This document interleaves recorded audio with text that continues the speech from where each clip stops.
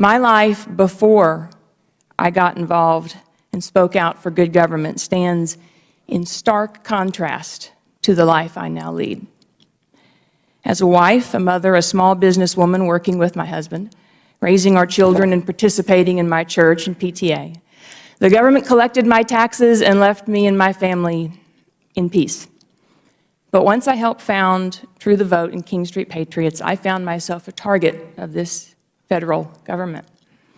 Shortly after filing IRS forms to establish 501c3 and C4 tax-exempt organizations, an assortment of federal entities, including law enforcement agencies, and Congressman Cummings came knocking at my door.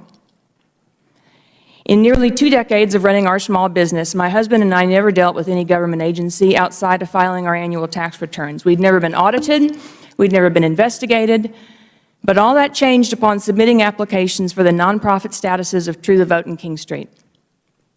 Since that filing in 2010, my private businesses, my nonprofit organizations, my family, and I have been subjected to more than 15 instances of audit or inquiry by federal agencies.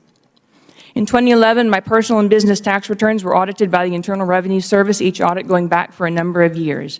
In 2012, my business was subjected to inspection by OSHA on a select occasion when neither my husband or I were present, and though the agency wrote that it found nothing serious or significant, it still issued fines in excess of $20,000. In 2012 and again in 2013, the Bureau of Alcohol, Tobacco, and Firearms conducted comprehensive audits at my place of business, and beginning in 2010, the FBI contacted my nonprofit organization on 6 separate occasions wanting to call through membership manifests in conjunction with domestic terrorism cases. They eventually dropped all matters and have now redacted nearly all my files. All of these incursions into my affairs began after filing applications for tax exemption. There is no other remarkable event.